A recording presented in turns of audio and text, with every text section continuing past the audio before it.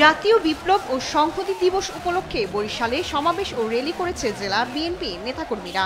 দিবসটি উপলক্ষে শনিবার সকালে নগরীর সদর রোডে বিএনপির দলীয় কার্যালয়ের সামনে সমাবেশ অনুষ্ঠিত হয়। এ সময় বাঙালির স্বাধীনতা ও সার্বভৌমত্ব রক্ষার্থে ঐক্যবদ্ধ হয়ে কাজ করার আহ্বান জানান বরিশাল সদর ৫ আসনের বিএনপির মনোনীত প্রার্থী অ্যাডভোকেট মজিবুর রহমান সরোয়ার।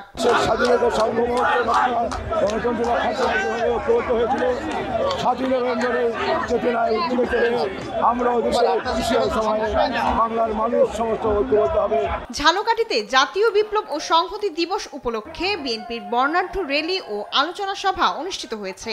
শুক্রবার বিকেলে কাঠালিয়ায় র্যালি শেষে অনুষ্ঠিত হয় আলোচনা সভা। অ্যান্টি স্লিপার টেকনোলজি ও সফট টেক্সচার টাইল, নরম ঘাসের স্পর্শ, সাপোর্ট গ্রাস ম্যাট, নান্দনিকতার ছোঁয়া।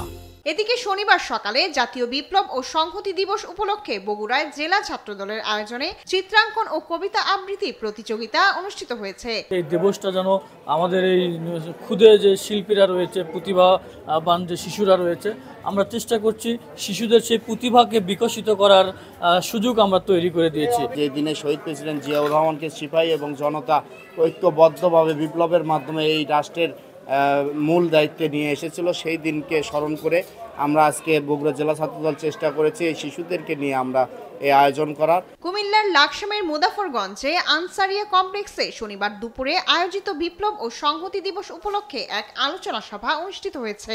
এ সময় কুমিল্লা ৯ আসনের বিএনপির মনোনয়ন প্রত্যাশী ও বিজিএম এর পরিচালক ডক্টর রশিদ আহমেদ হোসেন বলেন, ২০০৮ সালে আওয়ামী লীগের কাছে বিএনপির প্রার্থী পরাজিত হয়েছিলেন দলেরই একাংশের বেইমানির কারণে। দলের মধ্যে স্বার্থান্বেষী মহল ঢুকে পড়ায় এমন পরিস্থিতি সৃষ্টি হয়। ২০০৮-এ যদি এই সামান্য গোটা ভোটে এবং বিএনপির প্রভাবশালী নেতা যারা ছিলেন মনোনয়ন প্রত্যাশী, তারা যদি একদিনের জন্য ওদের নৌকার ইলেকশন না করতেন তাহলে এই সিট বিএনপির থাকত। আলোচনা সভা শেষে ৭ নভেম্বরের চেতনায় বিএনপির নেতাকর্মীরা জাতীয় ঐক্যের অঙ্গীকার ব্যক্ত করেন। এবং সেই কারণে তাকে শায়লা খান, নিউজ ডেস্ক, দেশ টিভি। ফিরে এসেছেন, এটা আপনার